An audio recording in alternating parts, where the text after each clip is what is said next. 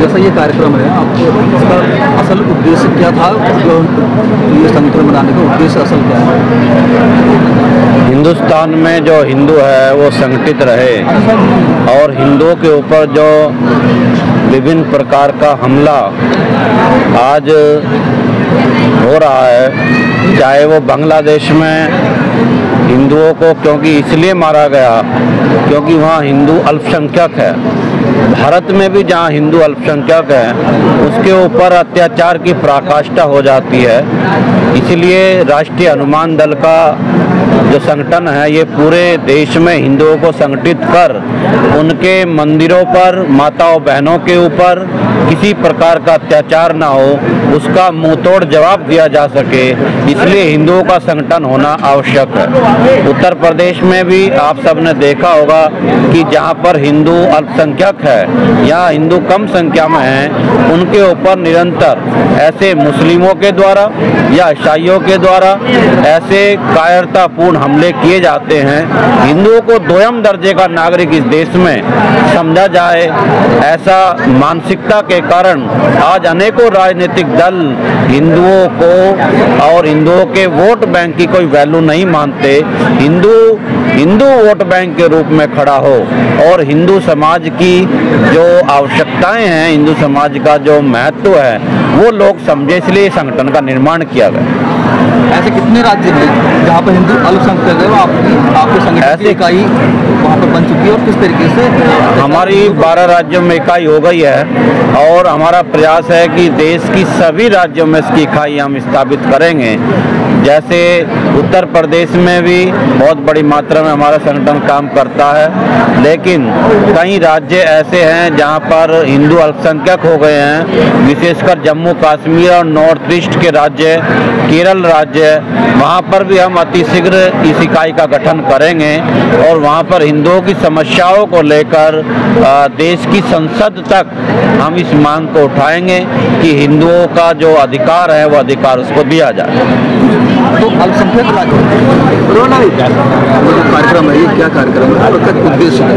देखिए, राष्ट्रीय हनुमान दल का प्रथम स्थापना दिवस है आज, और आज प्रथम स्थापना दिवस के पावन अवसर पर हमारे जो बरेली जनपद में जो बरेली जनपद की इकाई एवं संभाग की इकाई ने इतना भव्य आयोजन किया और इन्होंने आज एक मुहिम भी चलाई है राष्ट्रीय हनुमान दल के तत्वाधान में कि ये गरीब जन असहाय लोगों के लिए मुफ्त एम्बुलेंस सुविधा का संचालन भी आदरणीय गुरुजी और आदरणीय मंत्री जी के शुभ हाथों से अभी किया जाएगा कुछ ही क्षणों में। और राष्ट्रीय हनुमान दल का जो उद्देश्य है वो देश में सनातन संस्कृति को जागरूक करना, संतों की रक्षा करना, नारियों की रक्षा करना, देश हित की रक्षा करना, जो सारी सामाजिक सेवाएं हैं वो हम करना चाहते हैं।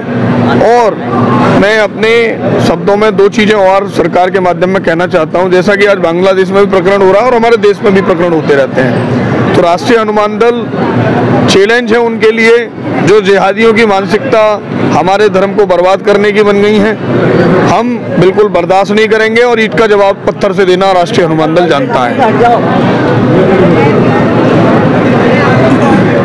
इसके अलावा मतलब आपका ये संगठन अब तक कितने लोग इससे जुड़ चुके हैं और क्या? देखिए, अभी हमारे 12 राज्यों में इकाइयां बन चुकी हैं। 8.5 लाख की जो हमारी जो संख्या है समस्त भारत देश में हमारी हो चुकी है और दिन प्रतिदिन हजारों के संख्या में लोग हमसे जुड़ रहे हैं। तो हम धन्यवाद करते हैं श्री हनुमान बाबा का, अपने सभी गणमान्य व्यक्तियों का जो हमारे राष्ट्रीय पदाधिकारी हैं, हमारी इकाइयां हैं, निचली इकाइयां हैं, उच्च इकाइयां हैं, हमारे आदरणीय मंत्री जी भी संरक्षक हैं, मुख्य संरक्षक हमारे आदरणीय गुरुजी हैं। तो इन सबके आशीर्वाद से, बाबा के आशीर्वाद से एक ना एक दिन हम संपूर्ण भारतवर्ष के एक एक घर में राष्ट्रीय हनुमान दल का पदाधिकारी जरूर बना देंगे। आपका किस उपलक्ष्य में आ रहा हुआ है और क्या ये क्या? हनुमान दल एक सामाजिक संगठन है जिसके राष्ट्रीय अध्यक्ष रोहित सिंह जी हैं और हमारे आदरणीय रूपेश्वर जी महाराज इसके संरक्षक हैं और मैं भी एक छोटा सा संरक्षक हूँ। इस नाते इन्होंने मुझे आमंत्रित किया और मैं लखनऊ से चलकर यहाँ आया हूँ। ये स्थापना दिवस का पहला अवसर है, 1 साल का ये बच्चा है। इसने पूरे भारत में 12 राज्यों में गठन कर दिया है। उत्तर प्रदेश में पूर्ण गठन कर दिया है। तो इनका ये जन्मदिन का कार्यक्रम था हनुमान दल का। उद्देश्य क्या है सर इसका जो आज कार्यक्रम हुआ है? इसका उद्देश्य सामाजिक लोगों को कुरीतियों को दूर करना और हिंदू हित की बात करना, वही देश पर राज करेगा जो हमारा नारा था भारतीय जनता पार्टी का, वो हमारे रोहित सिंह ने छीन लिया है हमसे। तो इसलिए ये हिंदू हित में काम करते हैं और सभी के समाज के हित में काम करते हैं। कहीं कन्याओं के विवाह के लिए या कहीं कोई गरीब है उसके उपचार के लिए ये काम करते हैं। अच्छा कार्य कर रहे हैं, बहुत अच्छा कार्य। इनके में ये 5वें शायद कार्यक्रम में हो।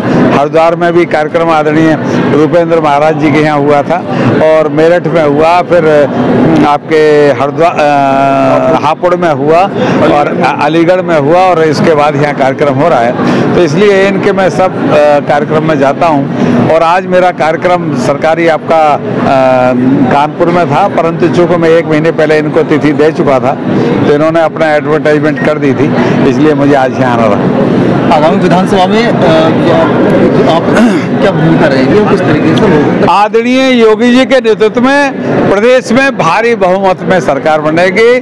300 प्लस हम लोग जाएंगे, क्योंकि आप देख रहे हैं कल अभी मैंने बताया था कि अदनान खान नाम का एक सपा का गुंडा है, उसने ये कहा है कि परसों सुल्तानपुर में उसने ये कहा है कि हे हिंदुओं, अखिलेश की सरकार आएगी तो हम लोग हिंदू जो जानवरों की पूजा करने वाले जानवरों, तुम्हारी सब बहन बेटियां हमारे हरम में होंगी, यानी बीवी का काम करेंगी और तो हम तुम्हारे दामाद के रूप में काम करेंगे। जितना भी व्यवसाय बना रहे हैं ये उसने परसों कहा है और कल अखिलेश ने उसका सम्मान किया है और शाम को हमने गिरफ्तार, योगी सरकार ने गिरफ्तार कर दिया है। ये योगी सरकार बदमाशों को ऊपर बुलडोजर चलाएगी, कहीं चूकेगी नहीं।